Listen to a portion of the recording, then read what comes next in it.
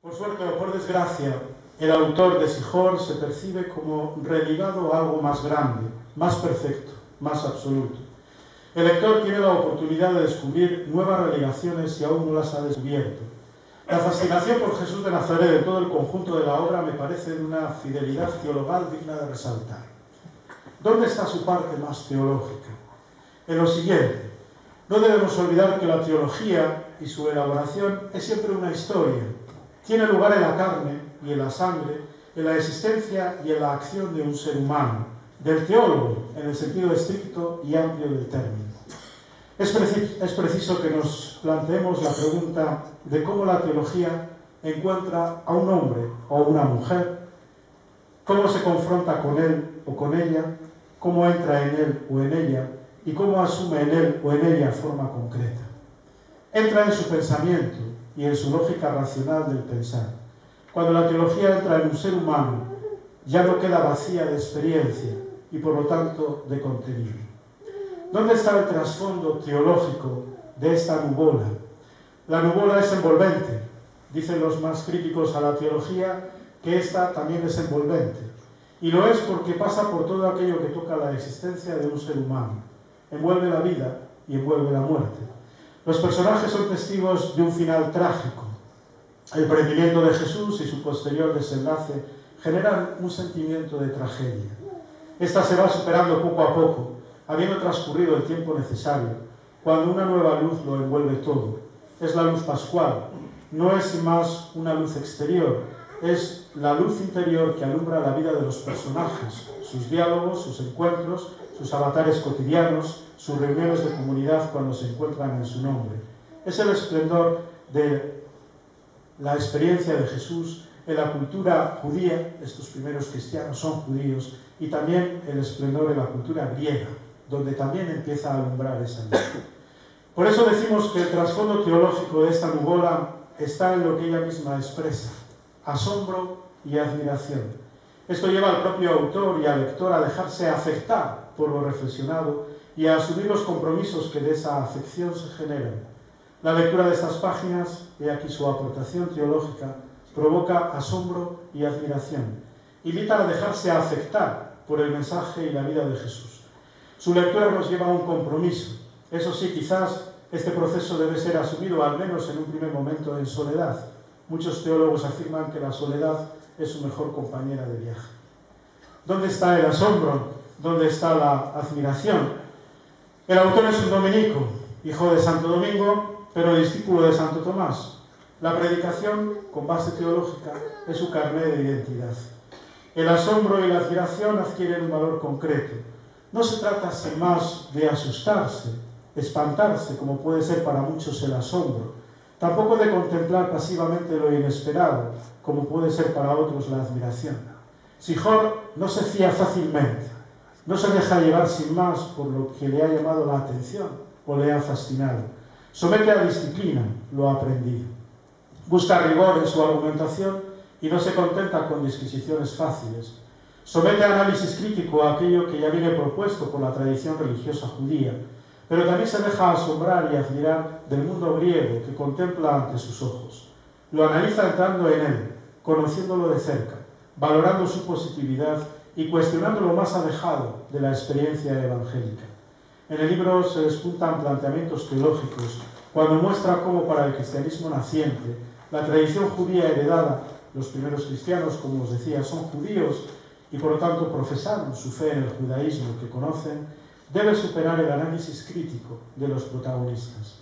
También lo nuevo que despunta cuando el cristianismo se encuentra con las vivencias humanas y religiosas del mundo griego. La admiración de la teología no es similar a la que se ejercita en las demás ciencias. Si la teología es una ciencia que brota del asombro y de la admiración, si la teología afecta a quien en ella se inicia o a quien la utiliza para profundizar en su fe y elaborar así una predicación, si la teología es explicitar la buena noticia de Jesús, es una ciencia gozosa, ¿por qué hay tantos teólogos que deambulan por ahí entristecidos, con rostros siempre preocupados o incluso amargados, dispuestos en todo momento a expresar sus reservas críticas y sus negaciones sobre la última afirmación? Quizás la razón esté en este desequilibrio.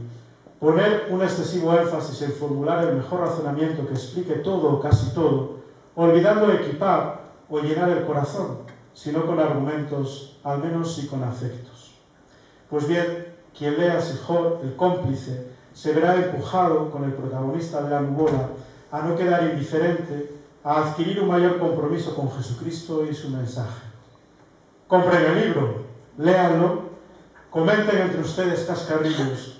Sin darse cuenta se habrán visto atrapados por Sihor, el protagonista, y se volverán cómplices con él sin pretenderlo.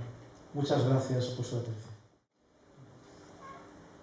Mientras Fray José Antonio Solórzano estuvo el verano pasado en Lausanne, me fue enviando los capítulos de Sihor, tal como quedaban definitivamente. Y me dijo, sabiendo mi devoción por el académico francés Jean d'Ormesson, que me había comprado como regalo el último libro de él que acababa de salir.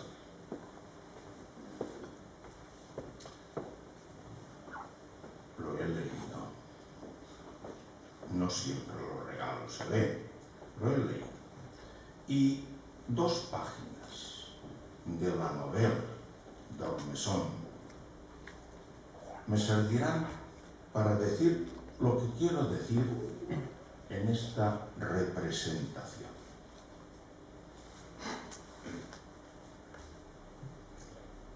Los hombres descubren e inventan. Cuando descubren una tras otra las escondidas leyes de la naturaleza, que ellos llaman la verdad, hacen ciencia. Cuando se entregan a la imaginación e inventan, ellos lo llaman belleza, hacen arte. La verdad constriñe, obliga, precisa, compele por fuerza a alguien a que haga o ejecute alguna cosa, como la naturaleza. La belleza es libre, como la imaginación. Copérnico descubre, Galileo descubre, Newton descubre, Einstein descubre. Y cada uno de ellos destruye el sistema que le precede. Homero inventa, Virgilio inventa, Dante inventa, Miguel Ángel inventa, Tiziano, Rembrandt, Shakespeare, Racine, Bach y Mozart, Baudelaire, Proust inventan, y ninguno de ellos destruye las obras que le preceden.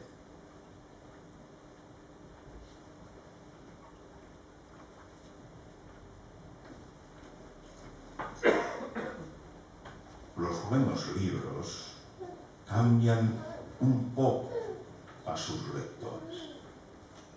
Modelos: la Biblia, la Ilíada y la Odisea, el Corán, los ensayos de Montaigne, el Cid de Corneille, los pensamientos de Pascal, las fábulas de La Fontaine, Berenice de Racine, el Fausto de Goethe, las memorias de Ultratumba, el Capital de Marx, el origen de las especies de Darwin, los hermanos Karamazov de Dostoyevsky, 3 ensayos sobre la teoría de la sexualidad de Freud, el Journal de Gilles Renard, les operetes d'Offenbach, l'enurritiu terrestre de Gino, Horacio, Rabelais, Cervantes, Leopardi, Heine, Conrad, Borges, Cioran.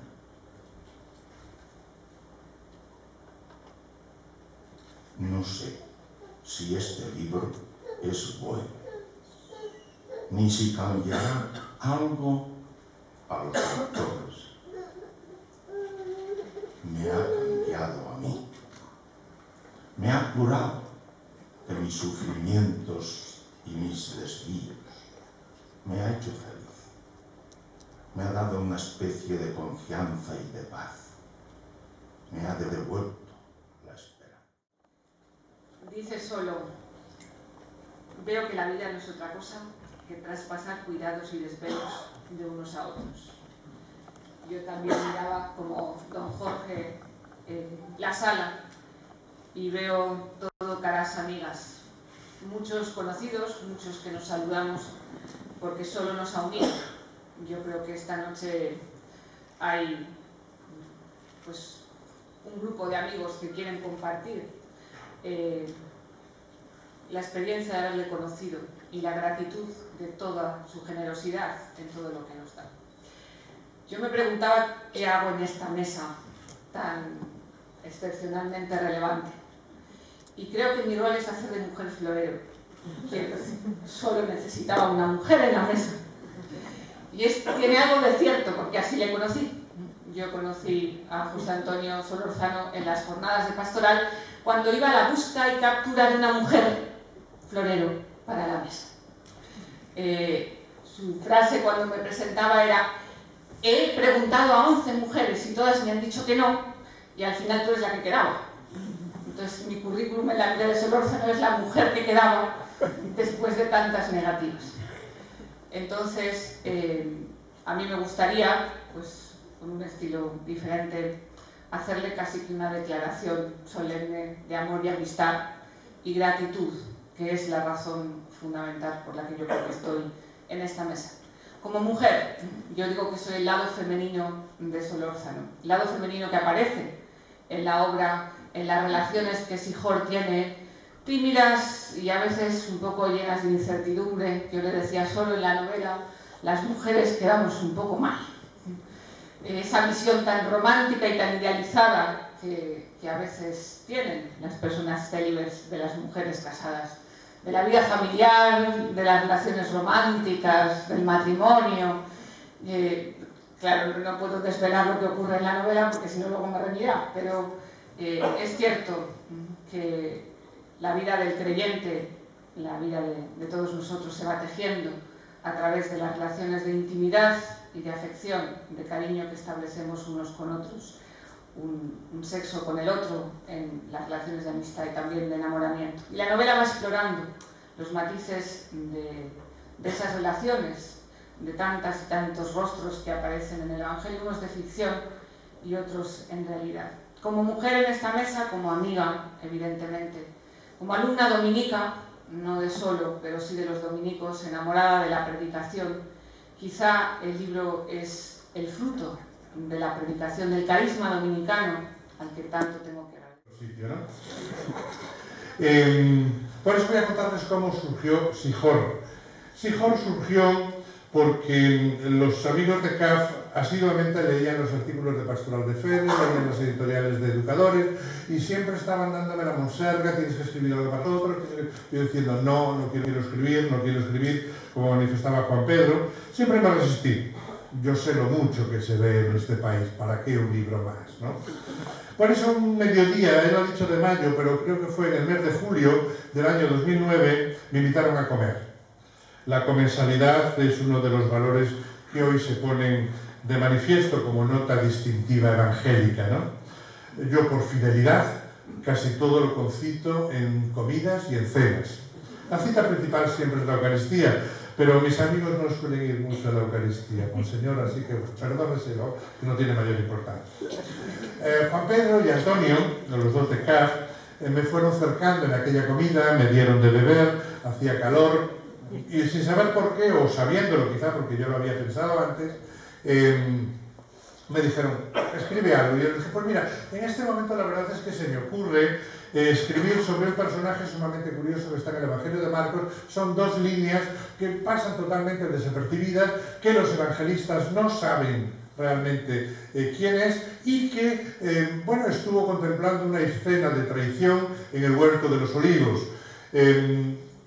Entonces este personaje, que es un jovenzuelo que está allí envuelto en una sábana, lo van a atrapar, él se escapa desnudo en medio de la noche y la sábana queda por allí tirada. Yo lo único que puedo hacer es, imagino que la sábana sería de lino o de hilo, y yo voy tirando del hilo y así hasta 328 páginas, ¿no? Es decir, era una sábana realmente que daba mucho de sí, ¿no? Nadie sabe quién es aquel personaje. Uno dice que si era, yo le he preguntado a amigos exégetas, que si era el evangelista Marcos, se ponía allí el de Boyer, podríamos decir, de aquella escena. Otro dice que es una prefiguración de la resurrección de Jesús. Da igual. Lo cierto es que allí aparece ese personaje y yo me invento el nombre, que por eso Sihor se llama La Sombra. Un personaje sombra que está ahí casi siempre en segundo plano. Pues bien, 15 días después de que me emborracharan, invitaran a comer, el 5 de agosto del año 2009, yo comencé a escribir Sihor. Ese día yo cumplía 59 años y daba la casualidad que, según nos dicen las crónicas, entre el 5 y el 6 se había producido en el año 70 la destrucción de Jerusalén por Tito. Fue una casualidad de esas cosas que te vas enterando posteriormente, ¿no? Pero no quise yo hacerlo coincidir a la fuerza, ni muchísimo menos. Bien, este es el Monte de los Olivos, y esta es la explanada de Jerusalén, donde tantas veces pasó Sihor con los amigos de Jesús, por donde pasó Jesús tantas otras veces, discutiendo, hablando, peleándose, callando, contemplando a las gentes, echando a los mercaderes, bueno, todo lo que de alguna forma ya sabemos. La verdad es que todo el libro ha sido una ficción comedida, que tiene como base unos evangelios que también se inventan. Los evangelios también se inventan algunas cosillas que no es el momento de analizar.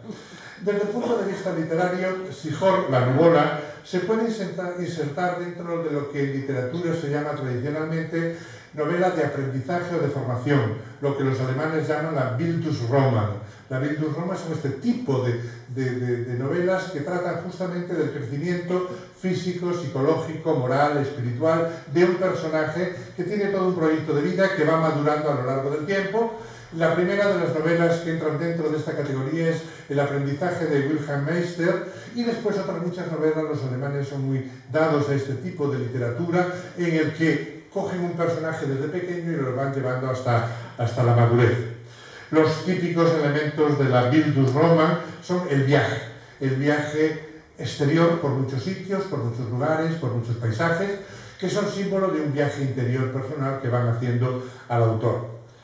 Por eso el autor viaja desde Jerusalén, después de haber viajado con los amigos de Jesús por Palestina en muchos lugares y paisajes diversos, y llega a Atenas, donde allí un día, en este Areópago, donde estaba la piedra famosa de al Dios desconocido, se encuentra con Pablo y él le comunica un poco su experiencia y se hacen amigos con cierta distancia, porque Pablo tenía sus malas pulgas también, como todos tenemos de vez en cuando, ¿no?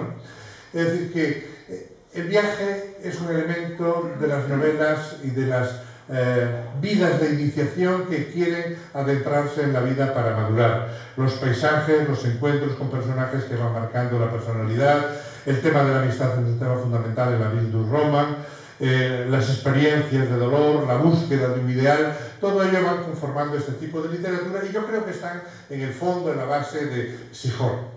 Por eso ustedes me pueden preguntar, ¿de qué trata Sihor? La verdad es que no lo sé muy bien. Yo la he llamado una nubola. Unamuno llamaba a sus obras nibolas. Yo no quiero emular a Unamuno ni ser como él, ni muchísimo menos. Tampoco he tenido tantas angustias y tantas dudas y tantos devaneos como él, ¿no? Uno también duda porque tiene muchas cosas por las cuales tiene que dudar.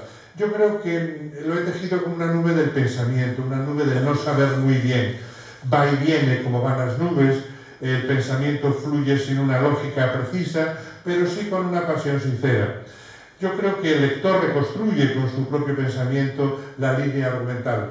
Por eso yo digo que ni el autor de la obra, ni Sihor, se someten a un orden cronológico, aunque en el fondo creo que lo tiene. Trata de un joven de 16 años que en su proceso de maduración va contando su experiencia personal con aquel maestro de vida que fue Jesús, con todas sus andanzas y sobre todo lo que pudo charlar y hablar en ratos y tardes de calor en aquella tierra reseca con los amigos que iban siguiendo y se iban sintiendo cómplices. La verdad es que desde niño siempre me gustaron las nubes y el viento.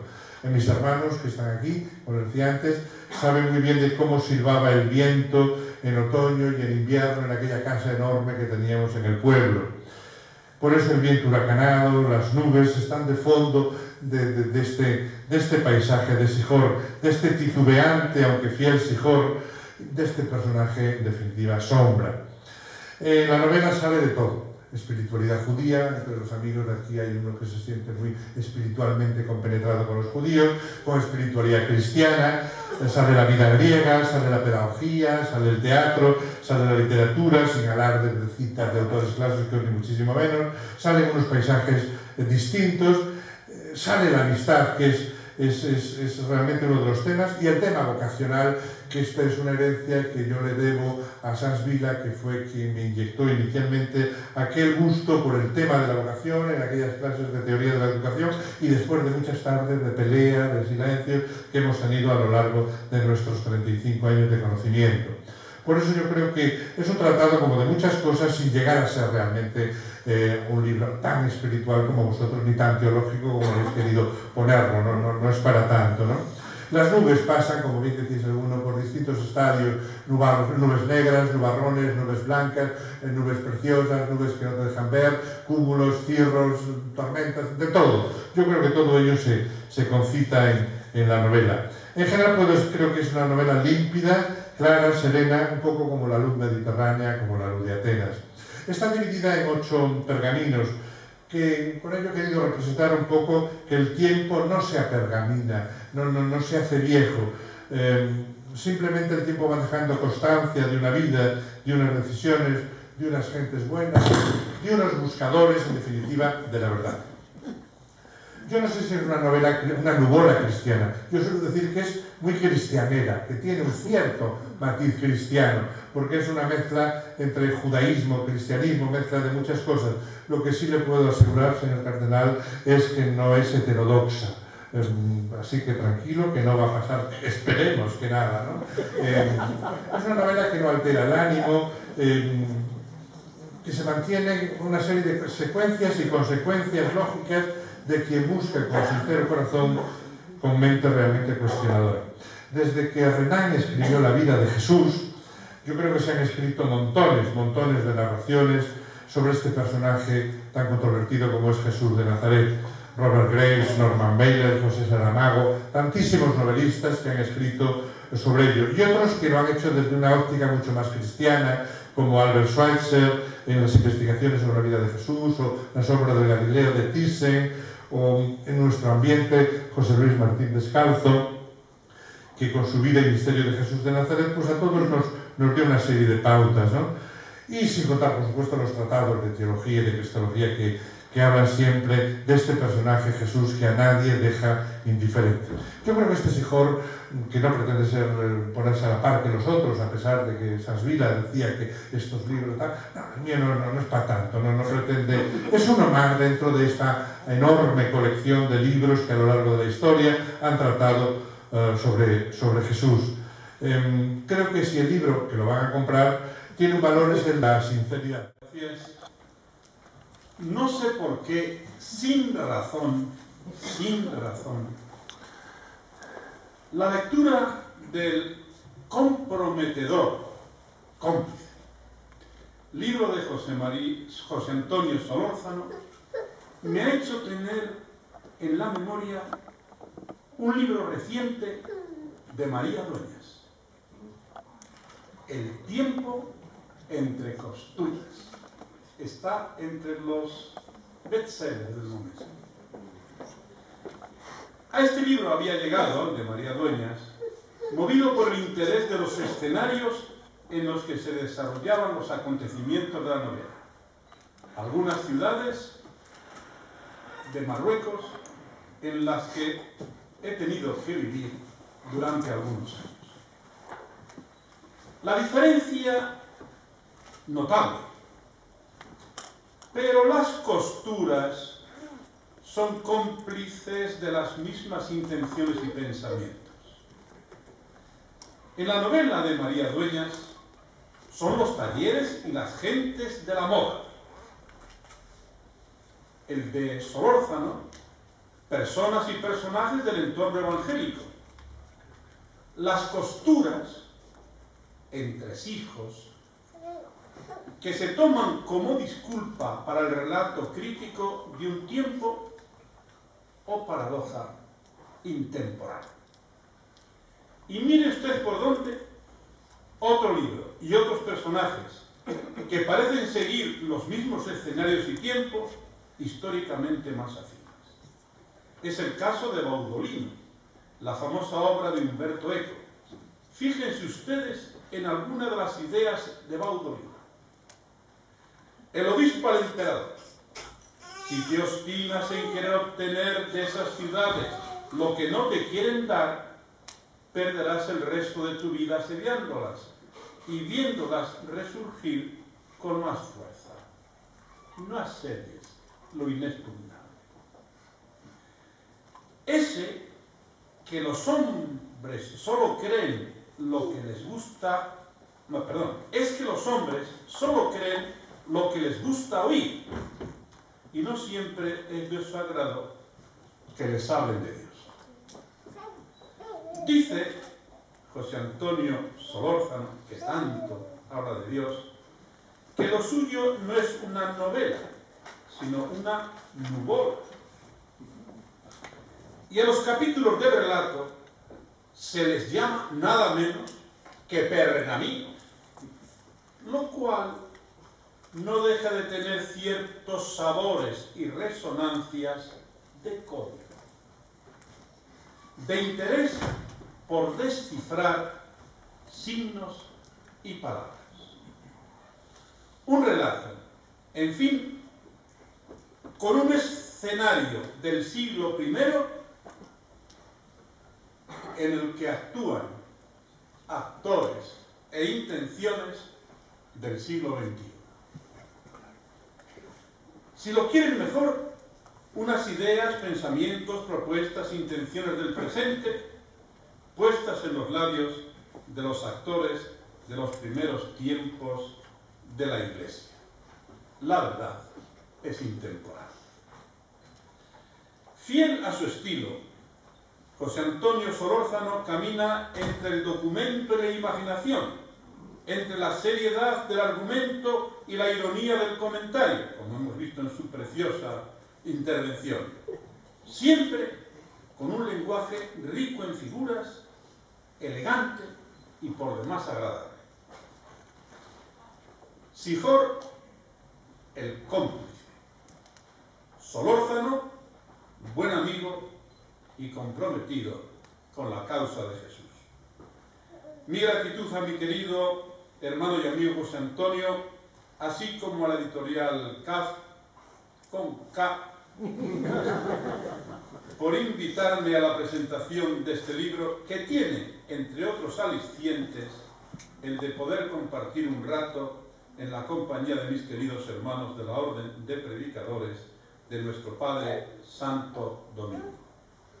Y ahora, aquí, Sijor, no busques al que ya te ha encontrado, pues no buscarías a Dios si Dios no te tuviera ya en su casa.